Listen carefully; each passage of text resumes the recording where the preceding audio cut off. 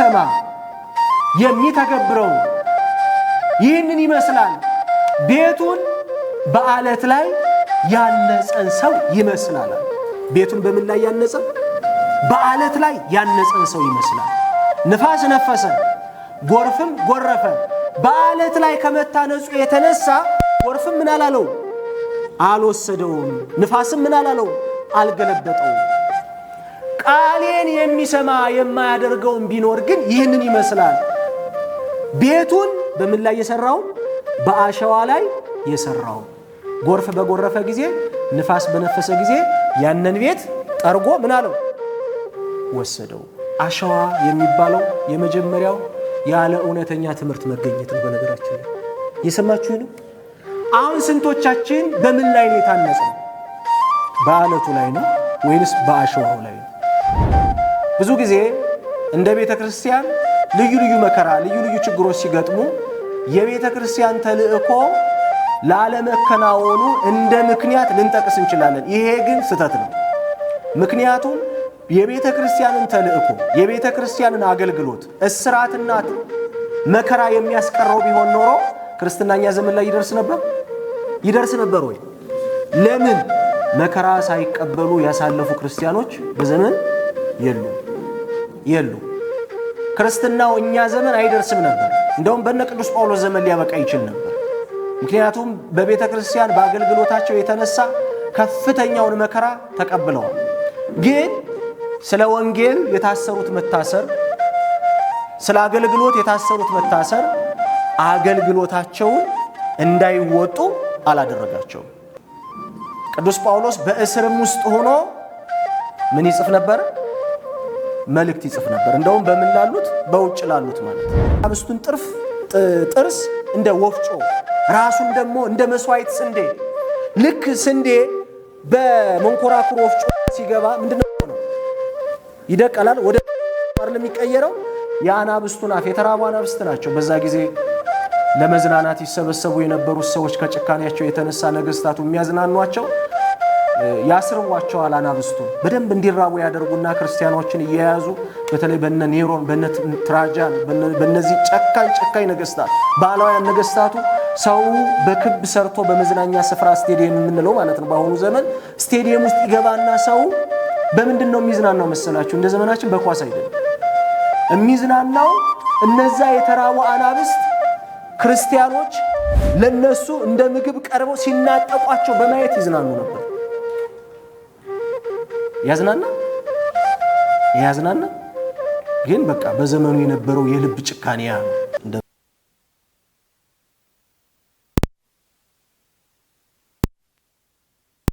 ሰላም ላችኋለሁኝ። እንደምን ከረማችሁ? እንደምንስ መጣችሁ? አሜን። በድጋሚ እግዚአብሔር ይመስገን እንለው ዘንድ በምክንያት ያሰባሰበን የአባቶቻችን አምላክ ልዑለ ባህሪ ቅዱስ እግዚአብሔር ስሙ የተመሰገነ ይሁን። በመርሃ ግብር መሪው ወንድማችን እንደተነገረው ዛሬ የሚኖረን አጠቃላይ የዚህ የክረምት በሁለት ወራት ቆይታ የተዘጋጀ መንፈሳዊ ተከታታይ ትምህርት አለ። ዛሬ ግን አጠቃላይ እንደው በትምህርት ቆይታችን አትራፊ እንድንሆን የትምህርቱን አስፈላጊነትም በደንብ ተረድተን በተቻለ መጠን በቆይታችን ንቁ ተሳታፊ እንድንሆን መንፈሳዊ ትምህርት አስፈላጊነቱን እንድንገነዘብ አጠቃላይ የመክፈቻ ትምህርት ነው የሚኖረን። አምላካችን እግዚአብሔር በቆይታችን የእርሱ የሆነውን ምስጢሩን በመግለጽ ለእያንዳንዳችን እንዲያስተምረን በጎ ፈቃዱ ይሆንልን። የምንነጋገርበት የትምህርታችን ርዕስ የሚሆነው ስር ሰዳችሁ በእርሱ ታነጹ በሚል ኃይለ ቃል መነሻነት ይሆናል። ስር ሰዳችሁ በእርሱ ምን በሉ ታነጹ።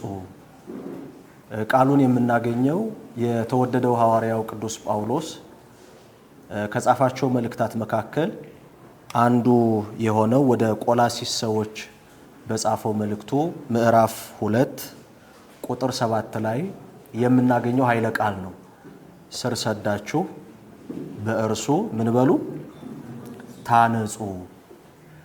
እንግዲህ በሐዲስ ኪዳን የቅዱሳት መጻሕፍት ጥናት ትምህርት እንደምታውቁት ከፍተኛውን የመጻሕፍት ክፍል የጻፈው ሐዋርያው ቅዱስ ጳውሎስ ነው። ሐዋርያው ቅዱስ ጳውሎስ ከጻፋቸው 14 መልእክታት መካከል አንዱ ወደ ቆላሲስ ሰዎች የጻፈው መልእክቱ ሲሆን እነዚህ ሰዎች እነማን ናቸው ብለን ስናጠና ሐዋርያው ቅዱስ ጳውሎስ በአገልግሎት ጊዜው በተለይ ደግሞ በኤፌሶን የሐዋርያው ቅዱስ ጳውሎስን የአገልግሎት ጉዞዎች ስታጠኑ ለ2 ዓመት እንደቆየ የሐዋርያት ሥራ ምዕራፍ 19 ቁጥር 10 ላይ እናገኛለን። እንደምታውቁት ሐዋርያው ከቦታ ቦታ እየተዘዋወረ ያላመኑትን በማሳመን ያልተማሩትን በማስተማር ቤተክርስቲያንን ይመሰርት እንደነበረ ያው በጥናት እናውቃለን።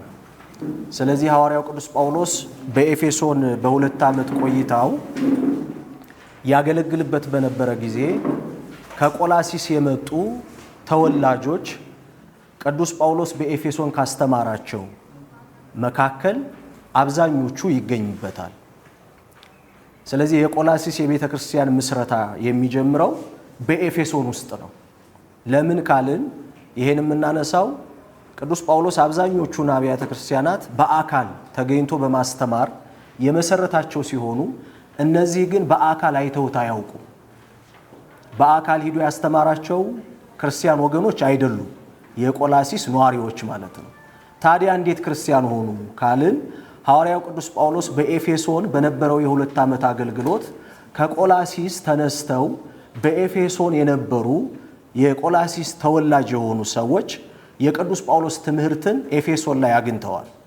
ከነሱ መካከል አንዱ የእርሱ የቅርብ አገልጋዩ ኤጳፍራ ይባላል፣ ደቀ መዝሙሩ። ስለዚህ በቆላሲስ ያለችውን ቤተክርስቲያን ቅዱስ ጳውሎስ እንደ ሌሎቹ አብያተ ክርስቲያናት በአካል ተገኝቶ አስተምሮ የሰበሰባቸው ባይሆኑም እሱ ባስተማራቸው ደቀ መዛሙርቱ የተመሰረተች ቤተክርስቲያን ነች። እንግዲህ ቆላሲስ ስንል በቀድሞ ዘመን ይታወቁ ከነበሩ የሮም ቅኝ ግዛት ኤሲያ ላይ ይኖሩ የነበሩ በአሁኑ ትርክ በእርግጥ ከተማይቱ አሁን አትገኝም፣ ፈርሳለች። በታሪክ ነው የምናውቃት በጥቂቱ ማለት ነው። ነገር ግን የቤተ ክርስቲያኗ ምስረታ እንዴት ነው የሚለውን እንደው ባጭሩ እንድትረዱት ለማድረግ ነው። ስለዚህ ሐዋርያው ቅዱስ ጳውሎስ በመልክ አይተውት አያውቁም። እንደውም እዚህው የቆላሲስ መልእክቱ ላይ ምዕራፍ 2 ቁጥር 1 ላይ እነሱና የሎዶቅያ ሰዎች እሱን ገጹን ለማየት ይናፍቁ እንደነበረ በአካል ግን እሱም ሊያያቸው እንደሚፈልግን እንዳልተገናኙ ይናገራል። ለዚህ ነው በአካል ከእናንተ ጋር ባልኖርም በመንፈስ ግን ከማን ጋር ነኝ? ከእናንተ ጋር ነኝ የሚለውን የምናገኘው። በእርግጥ እኛም ቅዱስ ጳውሎስን በአካል አላየ ነው፣ ግን በመንፈስ ከማን ጋር ነው? ከኛ ጋር ነው። ትምህርቱን ስናስብ፣ አገልግሎቱን ስናስብ፣ ለቤተ ክርስቲያን ምስረታ ያደረገውን ተጋድሎ ስናስብ ሐዋርያው ቅዱስ ጳውሎስን በመልክ ባናየውም ልክ እንደነ ሎዶቅያ እንደነ ቆላሲስ ሰዎች በአካል ባናገኘውም በመንፈስ ግን ከማን ጋር ነው? ከኛ ጋር። ይሄ ሚስቲካል የሆነ የቤተ ክርስቲያን ህብረታዊ አንድነት ነው፣ በመንፈስ አንድ መሆን። አሁን ቅዱስ ጳውሎስ በአካል ከነሱ ጋር ሳይሆን ነገር ግን በመንፈስ ከናንተ ጋር ነው ሲል ምን ማለቱ ነው? መለኮት ሆኖ ነው? እንደ እግዚአብሔር በሁሉ ያለ ሆኖ ነው? ነው እንዴ? በሁሉ ያለ ማን ነው? እግዚአብሔር ብቻ ነው አይደል? ግን ለምንድን ነው ቅዱስ ጳውሎስ በአካል ከናንተ ጋር ባልሆንም በመንፈስ ግን ከማን ጋር ነኝ አለ? ከናንተ ጋር ነኝ። ይሄ ሚስቲካል ዩኒየን ይባላል፣ ምስጢራዊ ህብረት ይባላል። አሁን ቅዱሳን ብለን የምናስባቸው የምናከብራቸው አባቶቻችን በአካል ከማን ጋር አይደሉም? ከኛ ጋር አይደሉም። በመንፈስ ግን ከማን ጋር ናቸው? እንደዚህ ስንል ተሳስተን አይደለም። አንዳንዶቹ መለኮት ያደረግናቸው ልክ እንደ እግዚአብሔር በሁሉ ይገኛሉ ብለን እንደምናስተምር አድርገው የሚወስዱ ሰዎች አሉ። ነገር ግን የቅዱሳን በአካለ ሥጋ ከዚህ ምድር መለየት በአካለ ነፍስ በመንፈሳዊ ህብረት ውስጥ በክርስቶስ ራስነት አንዲት አካል ተብላ ከተመሰረተች ቤተክርስቲያን ውጭ ያደረጋቸው። በደንብ ማስተዋል ያለብን ሁላችን ከክርስቶስ የተነሳ ስንት ነን? አንድ ነን አይደል? ይሄን ማመን አለብን። አንድ ነን ስንል ግን ከማን የተነሳ ነው? የዚች አንዲት አካል ራስ ማን ነው? ቅዱሳን የዚች ቤተክርስቲያን አባላት ናቸው አይደሉም? ናቸው። ይሄን በማመን ነው። ስለዚህ ከቤተ ክርስቲያን ምስጢራዊ ህብረት የተነሳ በተለያየ ዓለም በተለያየ ቀለም፣ በተለያየ ብሔር፣ በተለያየ ዳርቻ ክርስቶስን በማመን ያሉ በቤተ ክርስቲያን ያሉ ክርስቲያኖች በአካል የተለያየ ቦታ ቢኖሩም በመንፈስና በምስጢራዊ የቤተ ክርስቲያን ህብረት ግን ስንት ነን? አዎ። ለዚህ ነው የተወደደው ሐዋርያው ቅዱስ ጳውሎስ ሌላም መልእክቱ ላይ ወደ ቆሮንቶስ ሰዎች በጻፈው መልእክቱ ላይ እንዘ ብዙሃን አሃዱ ሥጋ ንሕነ፣ ብዙዎች ስንሆን አለ አንድ ሥጋ ነን። ስንት ሥጋ ነን? ልክ ይሄንን በምን መስሎ ነው የሚናገረው? አንድ አካል ውስጥ ስንት ራስ ነው ያለው? አንድ ራስ። የአንዲት ቤተ ክርስቲያን ራስ ማን ነው? ክርስቶስ ነው አይደል? ግን በአንድ አካል አንድ ራስ አለ ማለት ብዙ ብልቶች የሉም ማለት አይደለም። አንድ አካል ስንት ብልቶች አሉት? ብዙ ብልቶች አሉት። ከአንዱ ራስ የተነሳ ከአንዱ አካል የተነሳ እነዚህ የተለያዩ ብልቶች በስንቱ አካል ውስጥ አሉ? በአንዱ አካል ውስጥ አሉ። ይቺ አንዲት አካል የምንላት ቤተ ክርስቲያን ነች። በደንብ ይሄን አስተውሉት እሺ። አንዲት አካል የምንላት ማናት? አንዲት አካል የምንላት ቤተ ክርስቲያን ናት ስንል ቤተ ክርስቲያን የምንለው የቅዱሳንን ድል አድርገው የዚህ ምድርን ጉዟቸውን አጠናቀው በክርስቶስ ዙፋን ፊት ቅድስናና ክብር ያገኙትን ህብረት አንድ፣ ሁለተኛ ደግሞ ገና ጉዟችንን ያላጠናቀቅን ክርስቶስን በማመን በልጅነት ለመዳን ጉዞ ውስጥ ያለን ክርስቲያኖችን ያጠቃላል። አንዲት ቤተ ክርስቲያን ስንል የማንና የማን ህብረት ነው? ድል ያደረጉ ቅዱሳንና ድል ለማድረግ ምን ላይ ያሉ? ጉዞ ላይ ያሉ የነማን? የኛ ያማኞች ህብረት ማለት ነው። ግልጽ ነው። ቤተ ክርስቲያን ስንል ድል ያደረጉ ጉዟቸውን በድል አድራጊነት ያጠናቀቁ ቅዱሳንና ድል ለማድረግ ለመዳን ምን ላይ ያሉ? ጉዞ ላይ ያሉ። እነማን ናቸው እነዚህ ጉዞ ላይ ያሉት? እኛ ማለት ነው። እኛንን ጉዞ ላይ ያለ ነው። ወደ ማን ለመግባት? ወደ እግዚአብሔር መንግስት ለመግባት ጉዞ ላይ ነው ያለ ነው። ቤተ ክርስቲያን ስንል የስንቱን ህብረት ነው? የስንቱን ህብረት ነው? የሁለቱን ህብረት ነው። የሁለቱን በአካልም ያለነውን እኛን ገና ጉዟችንን ምን ያላልነው ያላጠናቀቅነውን ድል በማድረግ ደግሞ የክብር አክሊል ተቀዳጅተው በክርስቶስ ፊት ያሉትን ቅዱሳን ነፍሳትን ማለት ነው። የነሱ የሁለቱ ህብረት ነው ምን ተብሎ የሚጠራው? የሁለቱ ራስ ስንት ነው? ሁለቱም በስንት አካል ውስጥ ነው የሚኖሩት?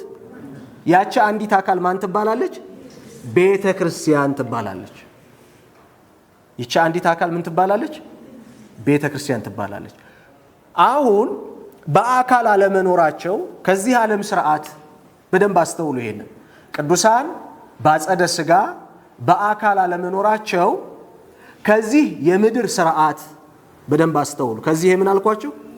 ከዚህ የምድር ስርዓት ውጭ አደርጋቸዋል። አረፍተ ዘመን ገጥቷቸዋል። ከዚህ የምድር ስርዓት ውጭ ናቸው። ይሄ ማለት ግን ከቤተ ክርስቲያን ውጭ ናቸው ማለት አይደለም። ለምሳሌ ብዙ ጊዜ አስተውላችሁ ከሆነ ወደ ቤተ ክርስቲያን ስንገባ ዙሪያችን ቅዱሳት ስዕላት አሉ አይደል? ቅዱሳት ስዕላት አሉ። ለምን ይመስላችኋል እንደዛ የሆነበት ምክንያት? በአንዲት አካል በቤተ ክርስቲያን ውስጥ ያለ ነው እኛ ብቻ አይደለንም። በቅተን እነሱን ማየት እንኳን ባንችል በስዕላቸው አማካኝነት ከኛ ጋር በአንዲት አካል በቤተ ክርስቲያን ውስጥ እንዳሉ እንድንረዳ ስዕላቸው ይሳላል ቤተ ክርስቲያን ውስጥ። ስለዚህ የተወደደው ሐዋርያ ቅዱስ ጳውሎስ ለዕብራውያን ሰዎች በጻፈው መልእክቱ ላይ ምን አለ? እኒህን የሚያህሉ ምስክሮች በዙሪያችን እንደ ደመና ከበውን ካሉልን ይላል። እንደምን ከበውን ካሉ? እኒህን የሚያህሉ ምኖች? ምስክሮች። እነማን ናቸው? ቅዱሳን ማለት ነው። በሕይወታቸው አብነት ናቸው። በተጋድሏቸው ምሳሌ ናቸው። በምልጃቸው ደግሞ እኛን ምን ይሉናል? ያበረቱናል። በዚህ የመዳን ጉዞ ውስጥ ያበረቱናል። ስለዚህ እኒህን የሚያህሉ ምስክሮች ብሎ አስቀድሞ በምዕራፍ 11 በብሉይ ኪዳን የእምነት አርበኞች ተብሎ የሚታወቁትን ታላላቅ አባቶች ገልጾ ስለነበረ የሚከብደውን ሸክም ኃጢአትን ትተን የሃይማኖታችን ጀማሪና ፈጻሚ የሆነውን ሊቀ ካህናትን ክርስቶስን እየተመለከትን ሩጫችንን በትዕግስት እንድናደርግ እኒህን የሚያህሉ ምስክሮች እንደምን ከበውን ካሉ። ስለዚህ ቅዱሳን አረፉ ሲባል እረፍታቸው ከዚህ ዓለም ስርዓት ይለያቸዋል እንጂ ክርስቶስ ራስ ከሆነላት ከአንዲቷ ቤተክርስቲያን ምን አይላቸውም? ለዚህ ነው ከቅዱሳን ጋር ህብረት አለን ስንል በአንዱ በክርስቶስ የተነሳ ራስ በሆነባት በአንዲት አካል ቤተክርስቲያን ባለው ሚስቲካል ዩኒየን ነው። ምስጢራዊ ምን አንድነት። እሺ ምስጢራዊ ምን እንዴት ልንል አሁን እንዴት በአካለ ሥጋ ከዚህ ዓለም ህብረት ከተለዩ በኋላ እንዴት በእነሱና በእኛ መካከል ህብረት እንዴት ይኖራል እንዴ? በዚህ ዘመን እንደውም እኮ ይሄን ለመረዳት በጣም ቀላል ምሳሌ አለ። እኔ አሁን አንድ አውሮፓ ጫፍ ወይ አንድ አሜሪካ ጫፍ ያለን ሰው አሁን ባለንበት ታይም ማግኘት እችላለሁ አልችልም? ማግኘት እችላለሁ አልችልም? እችላለሁ። አሁን በዚህ ቅጽበት የምናገረው ይሄ ቃል እናንተ እየሰማችሁት እንዳለ ሁሉ በዚህ በአሁን በፈጠረው በቴክኖሎጂ በኢንተርኔት በላይቭ ስትሪም እናንተ እየሰማችሁ ያለው ሌሎች ዓለም ላይ ያሉት መስማት አይችሉም? ይችላሉ። ይሄን ህብረት የፈጠረው ምኑ ነው? ቴክኖሎጂው አይደል? ምኑ ነው የፈጠረው? መለኮቱ ነን ነው እንዴ? ሌላ ዓለም ላይ ያሉትስ እኛስ እዚህ ያለ ነው መለኮቱ ነን ነው? ግን መገናኘት እንችላለን አንችልም? ከምኑ የተነሳ? ከቴክኖሎጂው ከእግዚአብሔር መንፈስ ቅዱስ የተነሳ ከአንዲት ከቤተ ክርስቲያን ምስጢራዊ ህብረት የተነሳ በአካል የተለዩን ቅዱሳን ጋር ህብረት አለን ስንል ተሳስተን ነው? አይደለም፣ ተሳስተን። ስለዚህ የተወደደው ሐዋርያ ቅዱስ ጳውሎስ በአካል አለ ከእናንተ ጋር ባልሆንም በመንፈስ ግን ከማን ጋር ነኝ? በሞቴ ከማን ጋር ነኝ? ከእናንተ ጋር ነኝ። ለምን ካልን በአካል ገጹን መልኩን አይተውት አያውቁም የቆላሲስ ክርስቲያኖች። ስለዚህ ይሄን ይናገራል። ቅድም እንደነገርኳችሁ ስለ እናንተና በሎዶቅያ ስላሉት ፊቴንም በስጋ ስላላዩት ሁሉ እንዴት ያለ ትልቅ መጋደል እንዳለኝ ልታውቁ ወዳለሁና ይላል። አስተዋላችሁት? ቃሉን ስለ እናንተና የሚላቸው አሁን በየት ያሉትን ነው? በቆላሲስ ከተማ ያሉትን። በሎዶቅያ ስላሉት ያው ሎዶቅያም ቅርብ ነች ለቆላሲስ። በሎዶቅያም ስላሉት ፊቴንም በስጋ ስላላዩት። ፊቴን በምን ስላላዩት? በስጋ ስላላዩት ማለት ግን በደቀ መዝሙሩ በኤጳፍራ አማካኝነት እነዚህ በቆላሲስ የነበሩ ሰዎች ካለማመን ወደ ማመን፣ ከአምልኮ ጣዖት ወደ አምልኮተ እግዚአብሔር፣ ከሕገ ኦሪት ወደ ሕገ ወንጌል በመምጣት በቤተ ክርስቲያን በአንድነት ማንን ያመልኩ ነበር? እግዚአብሔርን ያመልኩ ነበር። ስለዚህ በዚህ ቤተ ክርስቲያን ላይ በምስረታ ሂደት ውስጥ የእሱ ደቀ መዝሙር የሆነው ኤጳፍራ ትልቁን አስተዋጽኦ ይወስዳል። ከዚህ የተነሳ በቤተ ክርስቲያኗ ያለውን መከፋፈል፣ የስህተት አስተምህሮ፣ የሥርዓት ግድፈት በቅርብ ይሰማል ማለት ነው። ማን? ሐዋርያው ቅዱስ ጳውሎስ። ከዚህ የተነሳ ይህንን መልእክቱን ለነሱ ይጽፍላቸዋል። በጣም የሚገርመው ቅዱስ ጳውሎስ ይህንን መልእክት ሲጽፍ በምን አይነት ሁኔታ ነበረ ካልን የእስር ቤት መልእክቶች የሚባሉ አሉ። ከቅዱስ ጳውሎስ መልእክታት ውስጥ የማን መልእክቶች የሚባሉ? የምን መልእክቶች? የእስር ቤት መልእክቶች። ምን ማለት ነው? ቅዱስ ጳውሎስ በእስር ሆኖ ምን ያላቸው ማለት ነው? የጻፋቸው እነ ኤፌሶን፣ እነ ፊልጵስዩስ፣ እነ ጢሞቴዎስ ብንወስድ ቆላሲስን ጨምሮ ማለት ነው። በምኑ እያለ የጻፋቸው ናቸው? በእስር እያለ። እውነት ለመናገር የቅዱስ ጳውሎስ አገልግሎት ብዙ የሚነግረን ነገር አለ። እስራት ያላስቀረው አገልግሎት፣ መከራ ያልገታው ታማኝነት ያለው ሕይወት ነበረው ቅዱስ ጳውሎስ። ብዙ ጊዜ እንደ ቤተ ክርስቲያን ልዩ ልዩ መከራ፣ ልዩ ልዩ ችግሮች ሲገጥሙ የቤተ ክርስቲያን ተልእኮ ላለመከናወኑ እንደ ምክንያት ልንጠቅስ እንችላለን። ይሄ ግን ስህተት ነው። ምክንያቱም የቤተ ክርስቲያንን ተልእኮ፣ የቤተ ክርስቲያንን አገልግሎት እስራትና መከራ የሚያስቀረው ቢሆን ኖሮ ክርስትናኛ ዘመን ላይ ይደርስ ነበር ወይ? ለምን መከራ ሳይቀበሉ ያሳለፉ ክርስቲያኖች በዘመን የሉ። ክርስትናው እኛ ዘመን አይደርስም ነበር። እንደውም በነ ቅዱስ ጳውሎስ ዘመን ሊያበቃ ይችል ነበር። ምክንያቱም በቤተ ክርስቲያን በአገልግሎታቸው የተነሳ ከፍተኛውን መከራ ተቀብለዋል። ግን ስለ ወንጌል የታሰሩት መታሰር፣ ስለ አገልግሎት የታሰሩት መታሰር አገልግሎታቸውን እንዳይወጡ አላደረጋቸውም። ቅዱስ ጳውሎስ በእስርም ውስጥ ሆኖ ምን ይጽፍ ነበር? መልእክት ይጽፍ ነበር። እንደውም በምን ላሉት? በውጭ ላሉት ማለት ነው። እንደውም በጣም የሚደንቅ ነው። እስሩ ከአገልግሎቱ የተነሳ እንጂ በሐሰት ወይንም በወንጀል እንዳልሆነ የገለጸላቸው ቢሆንም እንግልትና መከራውን ግን ከመግለጽ ይልቅ ውስጥ ሆኖ ውጭ ያሉትን ይላቸው የነበረው ነገር ምንድነው? በጌታ ደስ ይበላችሁ። ደግሜ እላለሁ፣ በጌታ ምን ይበላችሁ? መንፈሳዊን ደስታ አካላዊና ውጫዊ የሆነው መከራና ችግር ምን አይለውም? አይገታውም። በነገራችን ላይ አያስቀረውም። ቅዱስ ጳውሎስ በእስር ሆኖ የደስታ መልእክትን ወይንም የደስታ የምስራችን ውጭ ላሉት ሰዎች ሲልክ እሱ ያላወቀውን ደስታ አይደለም ለሌሎቹ የሚሰብከው። እሱ ያልኖረበትን ሰላም አይደለም ለሌሎቹ የሚሰብከው። እሱ የሌለውን ነገር፣ እሱ የሌለውን ረፍት አይደለም ለሌሎቹ ይኖራችሁ የሚለው። ደስ ይበላችሁ ሲል እርሱ ያለውን ደስታ ነው እነሱንም ደስ ይበላችሁ የሚለው። የሚሰብክላቸው ሰላም እሱ የሌለውን ሰላም አይደለም እሱ የሚሰብከው። ግን በምን ውስጥ ሆኖ ነው ይሄ ያለው ካልን በእስር ነው፣ በመከራ ነው፣ በጥም ውስጥ ነው፣ በረሃብ ውስጥ ነው። ከክርስቶስ ጋር ሆነን የሚኖረን ሰላም፣ እረፍት፣ ደስታ እዚህ ዓለም ላይ ያሉ እንዲህ ያሉ ነገሮች ምን አይሉትም? አይወስዱትም። በማይበል በንውጽ ውስጥ በመከራ ውስጥ ጭንቅ በሚባሉ ሁኔታዎች ውስጥ እያለፉ ከክርስቶስ የሆነው ሰላም ያላቸው ግን በመረጋጋት ያልፋሉ። በእንዲህ አይነት ሁኔታ ውስጥ ይሄ እውነተኛ ደስታ ነው። ከውጭ የሚመጣ ሳይሆን ከየት የሚነሳ? ከውስጥ የሚወጣ ማለት ነው። ብዙ ደስታ እንደ ጉም የሚበን የሚሆነው፣ ብዙ እረፍት የጥቂት ጊዜ የሚሆነው፣ ብዙ አለን የምንለው ሰላም የጥቂት ጊዜ ሰላም የሚሆነው እነዚህ ሰላሞች ከውጭ ወደ ውስጥ የሚገቡ ስለሆነ ነው። በምናገኘው ነገር፣ ከኛ ውጭ ባለ ነገር ወይንም ደስታችን፣ ሰላማችን፣ እረፍታችን በእግዚአብሔር ላይ ያልተመሰረተ ሲሆን ንፋስ በነፈሰ ጊዜ፣ ማዕበል በመጣ ጊዜ፣ መከራና ችግር በመጣ ጊዜ የሚነዋወጽ ማንነት ይኖረናል፣ የሚታወክ ማንነት ይኖረናል። በእግዚአብሔር ላይ የተመሰረተ ሰላም፣ በእግዚአብሔር ላይ የተመሰረተ ደስታ፣ በእግዚአብሔር ላይ የተመሰረተ እረፍት ግን በማዕበልም ውስጥ ሆኖ መናወጽ አይኖረው፣ መረበሽ አይኖረው። ቅዱስ ጳውሎስ መከራ የክርስትናን አገልግሎት የሚያስቀረው ቢሆን ኖሮ፣ እስራት አገልግሎትን የሚገታ ቢሆን ኖሮ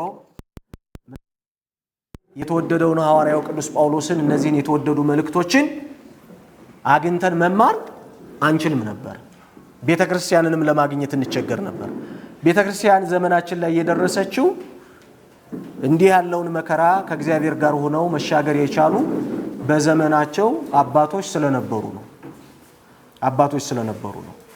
ስለዚህ የቅዱስ ጳውሎስ ይሄ የእስር ቤት መልእክት የሚለው እንደው ዝም ብሎ በእስር ቤቱ የጻፋቸው ከሚለው በላይ አገልግሎት ምንም አይነት ሁኔታ የማይገድበውና የማያስቀረው መሆኑን እንድንረዳም ያደርገናል።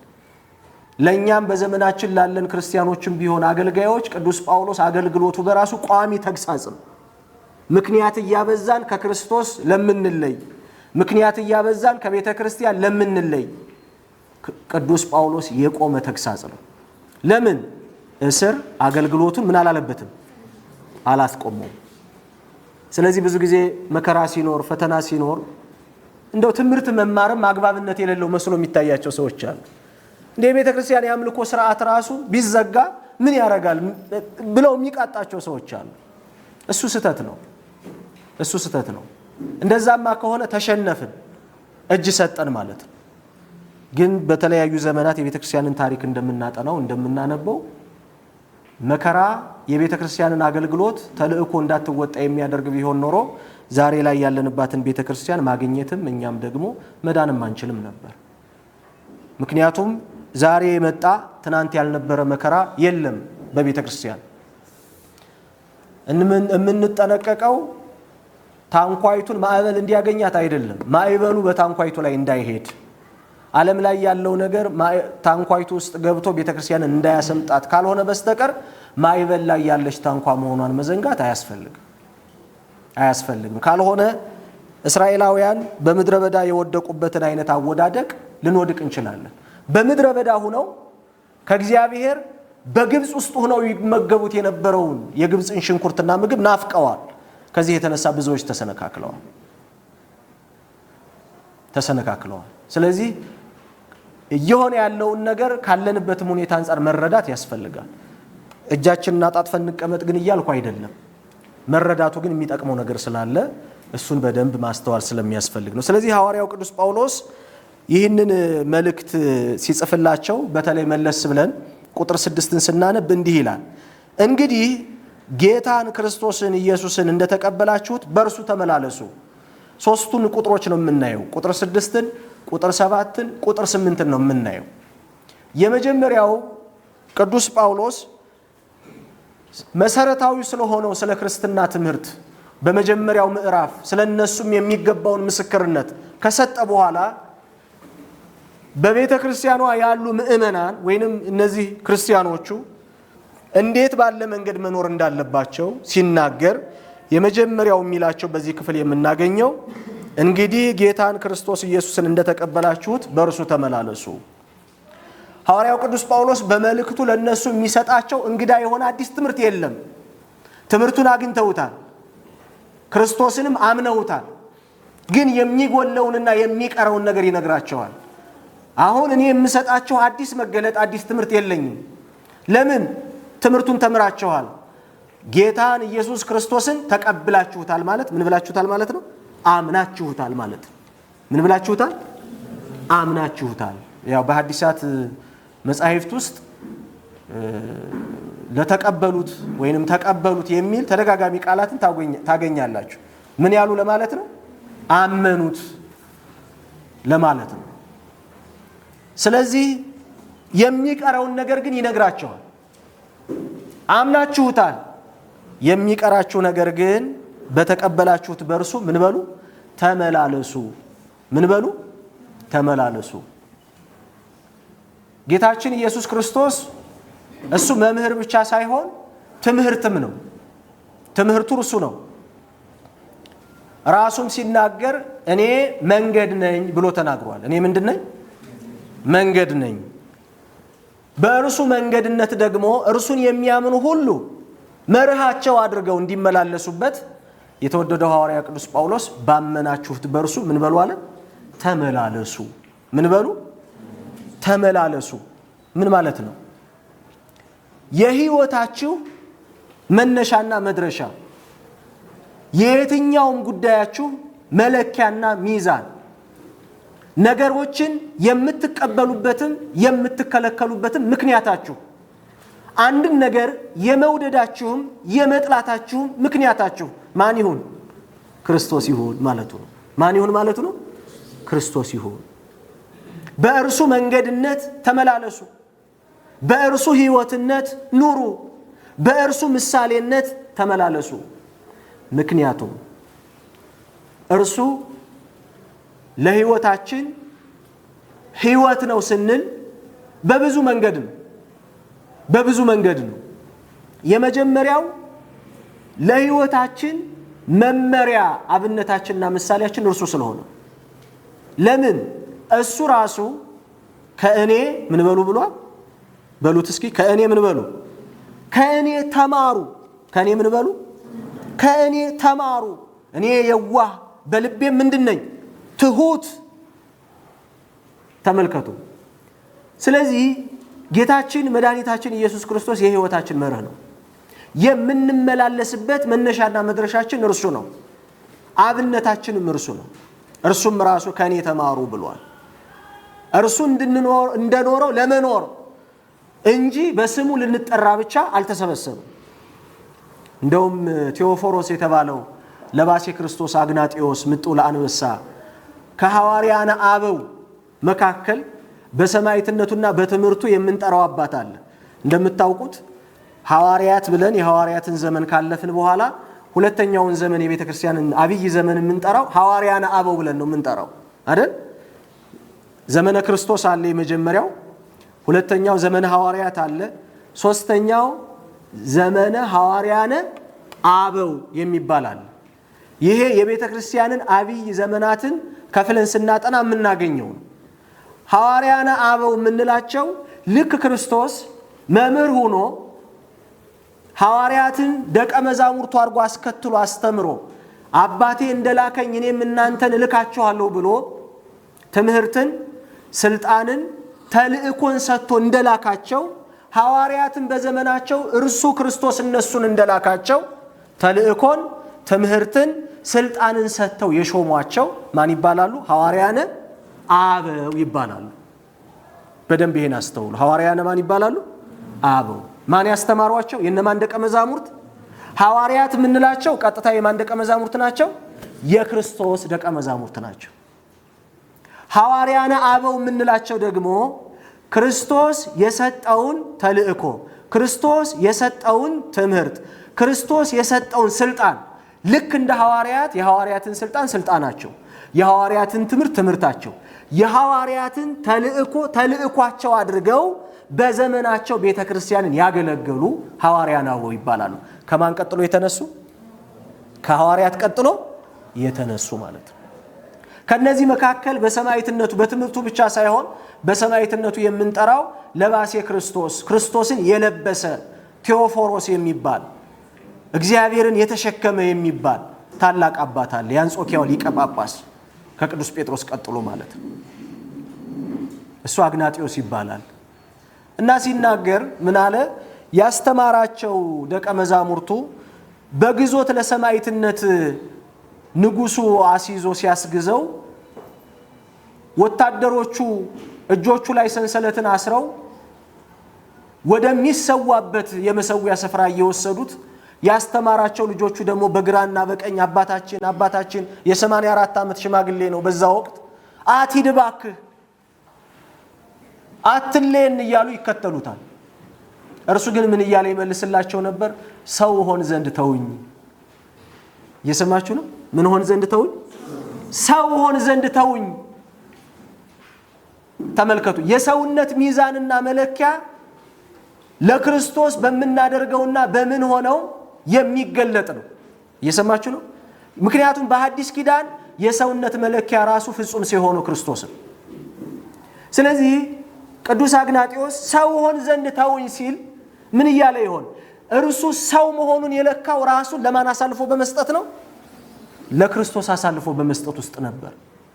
በቃ እኔ ሰው መሆኔ እውነተኛ ሰው መሆኔ የሚገለጠው በክርስቶስም በመጠራቴ ብቻ ሳይሆን አስፈላጊ ከሆነ ለክርስቶስ ራሴን ሕያው የተወደደ መስዋዕት አድርጌ አሳልፌ በመስጠት ነው። ስለዚህ ልጆች እባካችሁ ምን ሆን ዘንድ ተውኝ? ሰው ሆን ዘንድ ተውኝ። ከዛ አስቀጠለና ምን አላቸው? እኔ ያለ በክርስቶስ ልጠራበት ስሙን ልሸከም ብቻ የተጠራው ሳልሆን ለእርሱ ሕይወቴንም አሳልፌ በመስጠት መታመኔን እገልጽ ዘንድ ነው። ስለዚህ እኔ ያለ በአናብስቱ አንደበት ራሴን ልክ በወፍጮ ቤት እንደሚገባ አብስቱን ጥርስ እንደ ወፍጮ ራሱን ደግሞ እንደ መስዋዕት ስንዴ ልክ ስንዴ በመንኮራኩር ወፍጮ ሲገባ ምንድነው ሆነው? ይደቀላል። ወደ አይደለም የሚቀየረው። የአናብስቱን አፍ የተራቡ አናብስት ናቸው። በዛ ጊዜ ለመዝናናት ይሰበሰቡ የነበሩት ሰዎች ከጭካኔያቸው የተነሳ ነገስታቱ የሚያዝናኗቸው ያስርቧቸዋል። አናብስቱን በደንብ እንዲራቡ ያደርጉና ክርስቲያኖችን እየያዙ በተለይ በነ ኔሮን በነ ትራጃን በነዚህ ጨካኝ ነገስታት ባላውያን ነገስታቱ ሰው በክብ ሰርቶ በመዝናኛ ስፍራ ስቴዲየም የምንለው ማለት ነው በአሁኑ ዘመን ስቴዲየም ውስጥ ይገባና ሰው በምንድን ነው የሚዝናናው መሰላችሁ? እንደ ዘመናችን በኳስ አይደለም የሚዝናናው። እነዛ የተራቡ አናብስት ክርስቲያኖች ለነሱ እንደ ምግብ ቀርበው ሲናጠቋቸው በማየት ይዝናኑ ነበር። ያዝናና ግን በቃ በዘመኑ የነበረው የልብ ጭካኔ ነው። ልክ ክርስቲያኖች ለነዚህ ለተራቡ አናብስት ምን ይደረጋሉ? ይወረወራል። አሁን በነዚህ በጥንታውያን ፊልሞች እንደምታዩት የለም በእንትን ውስጥ ልክ እንደዛ ማለት ነው።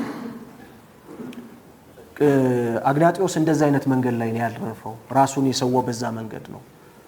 እንደውም ታሪኩ እንደሚነበበው በጣም የሚገርመው ወታደሮቹ አንተ ለፍላፊ ዝም አትልም ወይ? ምክንያቱም እየሄደ ይናገራል። የሚናገረው ስለማን ነው? ስለ ኢየሱስ ክርስቶስ ነው። እየሄደ ይናገራል። እየወሰዱት መናገር አላቆመም እና ተናደዱና ወታደሮቹ አንተ ጁጁ ሽማግሌ ዝም አትልም ወይ ብለው ሰደቡት። እኔ ዝም ቢል አንደበቴ ልቤ ዝም ሊል አይችልም። ስለዚህ ስም አለ። እየሰማችሁ ነው? አንደበቴ ዝም ብታስብሉት ልቤ ስለዚህ ስም ግን ምን ሊል አይችልም? ዝም ሊል አይችልም። በታሪኩ እንደምንረዳው አናብስቱ ቦጫጭቀው አጥንቱን አድቀው ሲወስዱት በልቡ ላይ ቅሪተ አካሉን ሲመለከቱ ደቀ መዛሙርቱ ኢየሱስ የሚል ስም በወርቅ ተጽፎ ተገኝቷል። እንግዲህ ለስሙ ካለው ፍቅር ለእርሱም ካለው መሰጠት የተነሳ በተአምራት ልቡ ውስጥ ምን ተገኝቷል ማለት ነው? ማን የሚለው ስም? ኢየሱስ የሚለው ስም። ምን ብሎ ነበር እሱ አስቀድሞ? አንደበቴን ዝም ብታስብሉት ስለዚህ ስም ግን ልቤ ምን ሊል አይችልም? ዝም ሊል አይችልም። ዝም ሊል አይችልም።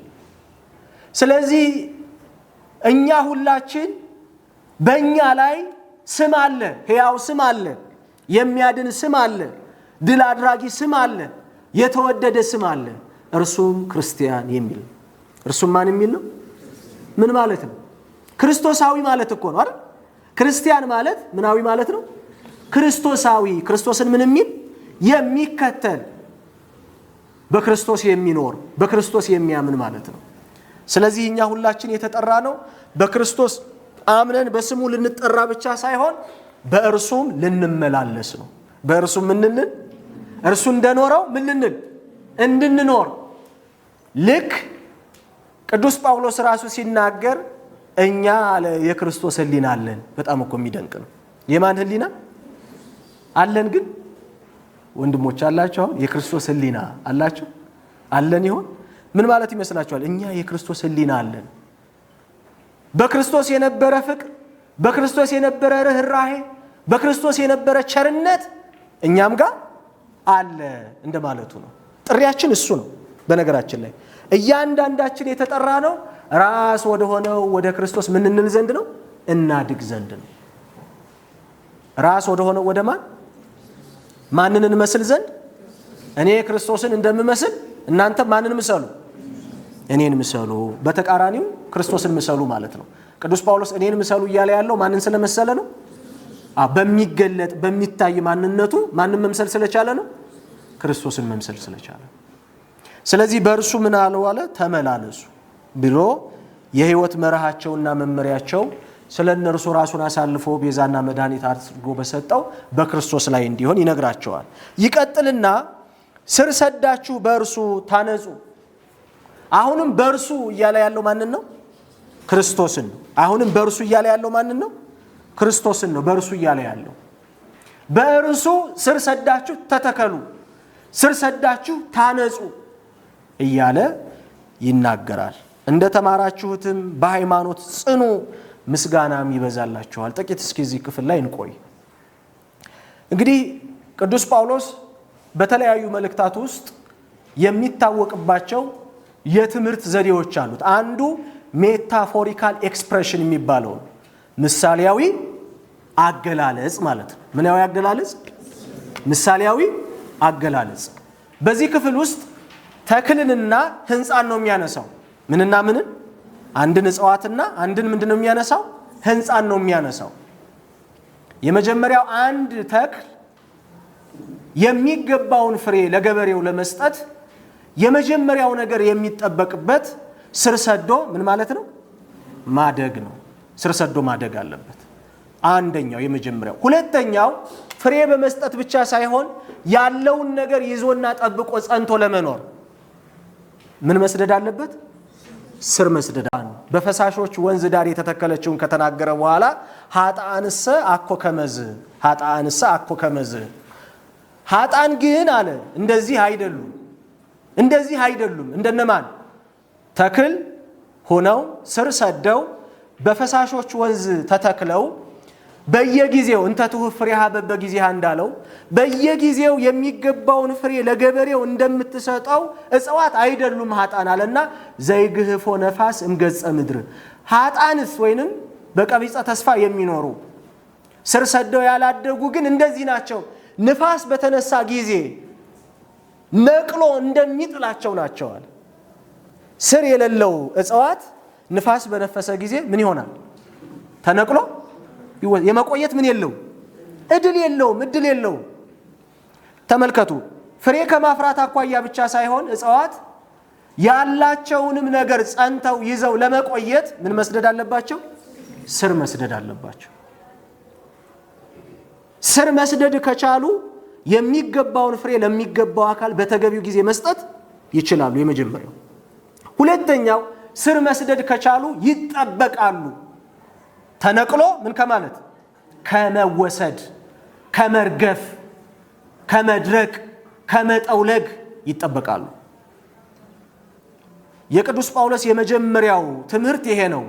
ስር ምን በሉ ስደዱ። ስር ለመስደድ ግን የመጀመሪያው ነገር የሚያስፈልገው በቂ አፈር ነው አይደል? በቂ ምን ያስፈልጋል? በቂ አፈር ያስፈልጋል። እንደ አንድ ክርስቲያንም የክርስቲያን ሕይወት ከሚመሰልባቸው መንገዶች መካከል አንዱ እጽዋት ናቸው። ለምን ከተባለ አንድም እግዚአብሔር ከኛ ከሚጠብቀው የበጎና የመልካምነት ፍሬ የተነሳ፣ አንድም ደግሞ ያለን የዘመን ውስንነትን እንድንረዳ ልክ መዝሙረኛው ቅዱስ ዳዊት እንዳለው ማለት ነው። ተዘከር እግዚኦ ከመ መሬት ንሕነ፣ አቤቱ እኛ መሬት አፈር እንደሆንን አስብ። ወከመ ጽጌ ገዳም ከማሁ ይትነገፍ፣ ልክ በምድረ በዳ ወጥቶ በቅሎ ታይቶ አለ ሲባል በቀቢጽ ግን እንደሚጠፋነን። ዘመናችን እንደዛ ብዙ ምንኖር ይመስለናል፣ ግን ዘመናችን ውስን። እጽዋትን እናያቸዋለን፣ ጧት ለምልመው ጤዛ ልሰው ጤዛ ለብሰው እናያቸዋለን። ከሰዓት ግን ከዋዕዩ ከሙቀቱ ከፀሐዩ የተነሳ ደርቀው ከስመው ከምኔው ረግፋሉ ብለን እንደነቃለን። የሰው ዕድሜው ልክ እንደዚህ ነው። አቤቱ እኛ ልጆች አፈር እንደሆነ አስበን፣ ልክ በምድረ በዳ ታይቶ አፈራ ሲባል ታይቶ አበበ ሲባል እንደሚረግፈው ነን ከዘመናችን ውስንነት የተነሳ። ማናችንም መቼም ለቅሶ ቤት እየሄድን የሌላ ሙት ንፍሮ እየበላን ሁሉ ጊዜ አንኖርም። እኛም ቤት የሚዘገንበት ጊዜ አለ አይደል? አለ የለም? አለ። እኛም ቤት ለቅሶ አለ። እማናውቀው መቼ የሚለውን ነው። ይሄን የሚጠቅሱት ለምንድን ነው? በሚያልቅ ዘመን ውስን በሆነው ዘመን ዘላለማዊ በሆነ ሕይወት ውስጥ እንድንኖር ዘላለማዊ የሆነውን እግዚአብሔርን አስበን በጉብዝና ወራታችን በእርሱ እንድንመላለስ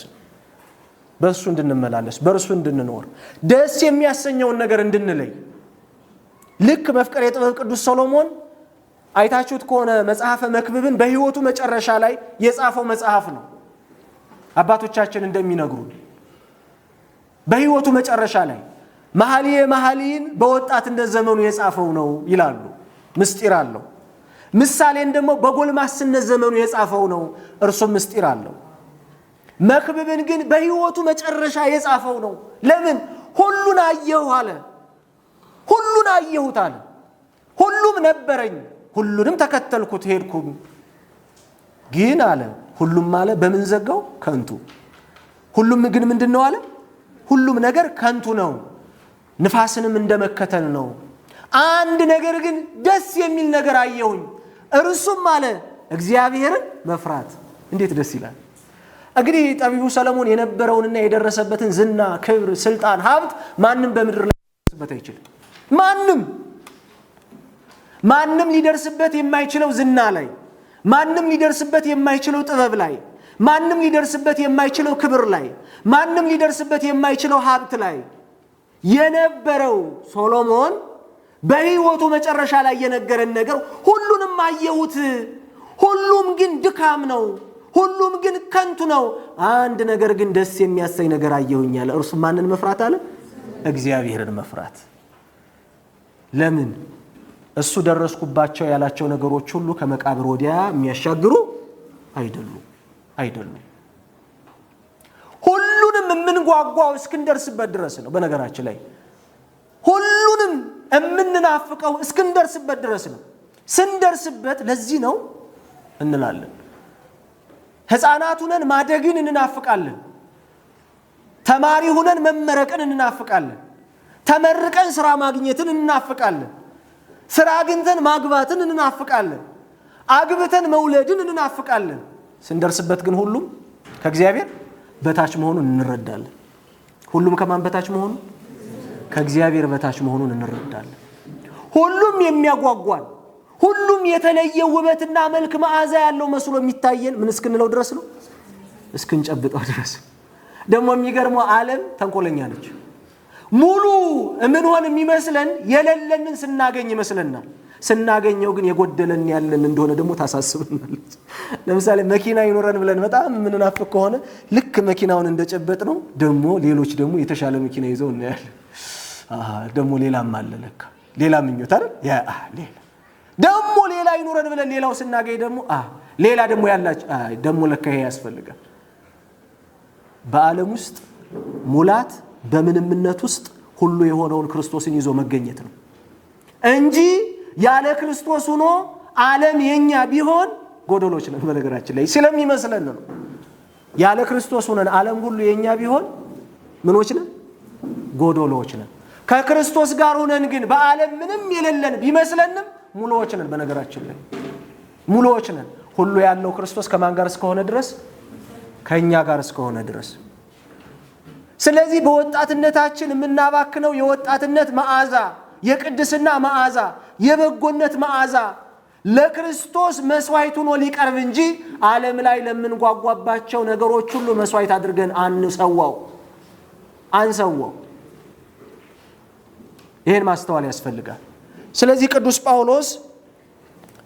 ጳውሎስ ስር ሰዳችሁ ታነጹ ሲል ቅድም እንዳልኳችሁ እጽዋት እኛ በዘመናችን ከሚጠበቅብን መልካም በጎ ፍሬ የተነሳ ሁለት ደግሞ ዘመናቸው ውስን ነው፣ የኛም ዘመናችን ውስን ነው። እነሱም ይረግፋሉ፣ እኛም የምንረግፍበት ጊዜ አለ። እነሱና እኛን ልዩ የሚያደርገን የዘላለም ሕይወት ጉዳይ ነው። የዘላለም ሕይወት ጉዳይ አዋቂ ነፍስ ያለን፣ ነባቢት ነፍስ ያለን፣ ሕያዊት ነፍስ ያለን ሰዎች በመሆናችን ነው። ስለዚህ ከዘመን አንጻር ቅዱሳት መጻሕፍት በእጽዋትና በእኛ መካከል ትምህርት እንድናገኝባቸው ከተፈጥሮዎቹ ማለት ነው ምሳሌ መስለው አባቶቻችን ያስተምራሉ። ሐዋርያው ቅዱስ ጳውሎስ በዚህ ውስጥ ሲናገር ግን ስር ሰዳችሁ ብሎ ሲናገር ስር የሚፈልገው ነገር አለ። ምንድነው ካልን የመጀመሪያው በቂ ምንድነው? አፈር ይፈልጋል። ለምንድነው ይሄን የምላችሁ? ጌታችን መድኃኔዓለም ኢየሱስ ክርስቶስ አንድ ትምህርት አስተምሯል። የማቴዎስ ወንጌል ምዕራፍ 13 ላይ የዘሪው ምሳሌ አስታውሱት። ዘሪ ዘር ሊዘራ ወጣ አይደል? በአራት አይነት ምኖች ዘራው? መሬቶች ዘራው። በስንት አይነት? በአራት አይነት መሬቶች ዘራው ዘሪው። አንዱ ዘር የወደቀው በጭንጫማ፣ በአለታማ፣ በድንጋያማ መሬት ነበር። በቂ ምን አልነበረው? አፈር አልነበረው። በቂ አፈር ስላልነበረው ምን አይነት ጠባይ ታየበት መሰላችሁ? ዘሪው ሁሉም ላይ ዘርቷል። ይሄ ግን ጭንጫ ላይ የተዘራው ዘር ወዲያውኑ ምን አለ? በቀለ። ወዲያውኑ ምን አለ? በቀለ። ፀሐይ በወጣ ጊዜ ይላል ስር ስላልነበረው ወዲያውኑ ምን አለ? ደረቀ። ምን ስላልነበረው? ስሩ ደግሞ ጠልቆ የሚገባበት በቂ ምን ስላልነበረው? አፈር ስላልነበረው። ይሄ በቂ አፈር ምንድን ነው? ምን ይመስላችኋል? ስር የምንሰድበት ነገረ ሃይማኖት፣ ትምህርተ ሃይማኖት ነው። በቂ አፈር አልነበረውም የተባለው ምን ማለት ነው ካላችሁኝ፣ ክርስትናውን አጽንቶ ስር ሰዶ ራሱን ሊያሳድግበት የሚችል ክርስቲያናዊ ነገረ ሃይማኖታዊ ዕውቀትና ትምህርት አልነበረውም ማለት ነው። እንዲህ አይነት ሰው ለምን ይጋለጣል? የእግዚአብሔርን ቃል ሲሰማ ለወዲያው ደስ ይለዋል። ምናልባትም ከዓለም ተለይቶ በምናኔ መኖርን ሊመኝ ይችላል። ከእግዚአብሔር ጋርም አልለይህም ብሎ ቃል ሊገባ ይችላል። ግን ፀሐይ የተባለ መከራ ወይ ፀሐይ የተባለ ፈተና ጭንቅ በመጣ ጊዜ ወዲያውኑ ምን ይላል? ይጠወልጋል። ወዲያውኑ ምን ይላል? ይደርቃል። እምነቱ፣ ተስፋው፣ ፍቅሩ ወደ ውስጥ የጠለቀ አይደለም። ስለዚህ የሆነ ነገር ሲያጋጥመው ተስፋ ለመቁረጥ በጣም ቅርብ ነው። ፍቅሩንም ለመለወጥ በጣም ቅርብ ነው። እምነቱንም ለመለወጥ በጣም ቅርብ ነው። በቂ አፈር አልነበረው። በቂ አፈር የሌለው ተክል እንዲሁ ነው። ጥቂት ንፋስ ካገኘው ከመሬቱ ተለይቶ ብድግ ብሎ ተነቅሎ ለመጠውለግ፣ ለመርገፍ፣ ለመድረቅ ጊዜ አይፈልግም። ተመልከቱ። ስር ሰዳችሁ ሲል ስር የምንሰድበት የመጀመሪያው መሰረታዊ ነገር ትምህርተ ሃይማኖት መንፈሳዊ ትምህርት ነው። እርሱ ከሌለ በፍቅርም በተስፋም በእምነትም መጽናት አይቻልም። እምነት፣ ተስፋ፣ ፍቅር ጸንተው በእኛ ሕይወት ውስጥ ሊኖሩ የሚችሉት እነዚህ ልናጸናበት የምንችለው ዕውቀት፣ የቤተ ክርስቲያን ትምህርት፣ መንፈሳዊ ትምህርት ሲኖረን ነው። ስለዚህ ስርም ስላልነበረው ምን አላለ? ደረቀ። ቶሎ የምንደርቅ እንዳንሆን፣ ቶሎ ተስፋ በመዛል ተስፋ በመቁረጥ ዝለን ከመንገድ ተደናቅፈን የምንቀር እንዳንሆን፣ በዓለም ላይ ያለው የሚታየው ብልጭልጩ ነገር ከሕያው ከሰማያዊ ጉዟችን ዘወር እንዲያደርገን ከተከፈለልን ትልቅ ዋጋ እንዳያጎለን ስር መስደድ ምንድነው? አስፈላጊ ነው። ስር ሰዶ ደግሞ ለማደግ መማር፣ ትምህርት አስፈላጊ ነው። እስኪ እንደ እህቶቼ ወንድሞቼ፣ ብዙ ጊዜ እኔ ባለኝ አንድ አጋጣሚ ወደ ሌላ እምነት የሄዱ ብዙ ወጣቶችን አገኛለሁ እና ብዙ ጊዜ ሳገኛቸው መጀመሪያ የምጠይቃቸው ጥያቄ እስኪ እንደው ወደዚህ አሁን አምኜዋለሁ ወደምትሉት እምነት ከመሄዳችሁ አስቀድሞ ስለነበራችሁባት ቤተክርስቲያንና ስለነበራችሁበት እውነት ምን ያክል ታውቁ ነበር ብዬ ስጠይቅ ብዙ ጊዜ የሚገጥመኝ ግን የሚያውቁ የሚመስላቸው ግምታቸውን እንጂ የቤተክርስቲያኗን ትምህርት አይነግሩኝም። ስለዚህ ለመወሰድ መጀመሪያውኑ ምኖች ነበሩ ማለት ነው? ዝግጁ። እንዴ እኛም እኮ አሁን ያልተቆነጠር ነው ምናልባት የሚቆነጥሩ ሰዎች ስላላገኙ ሊሆን ይችላል እንጂ ለመቆንጠር እኮ ዝግጁ ነን። ለመዘገን ዝግጁ ነን። ያገኘ ያለፈ ያገደመው ሁሉ ከማን የወሰደው?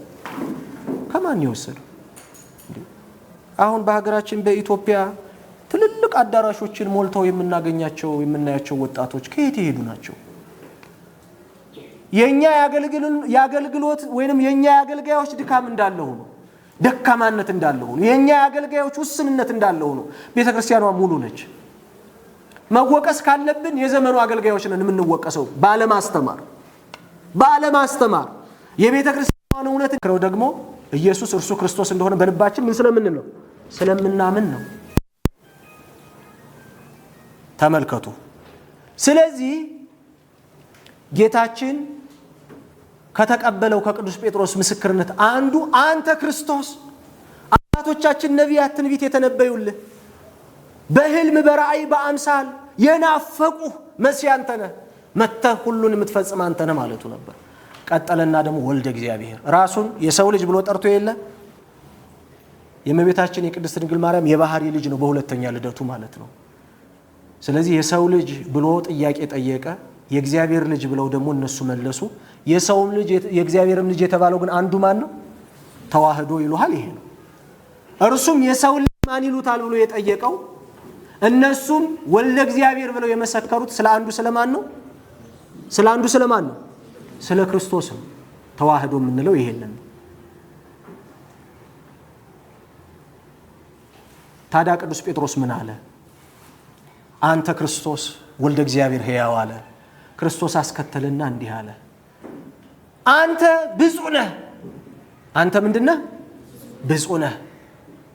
በአንተ አለትነት ላይ ቤተ ክርስቲያኔን አንጻታለሁ።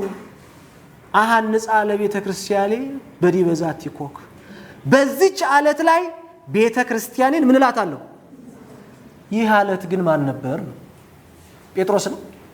አሁን አንተ አለት ነህ፣ በአንተ አለትነት ላይ ቤተ ክርስቲያንን እጸራታለሁ ሲል የዚች ቤተ ክርስቲያን አለት ጴጥሮስ ነው ማለት ነው ወይ ጴጥሮስ ድንጋይ ነው ማለት ነው እንዴ? ምን እያለ ነው ክርስቶስ?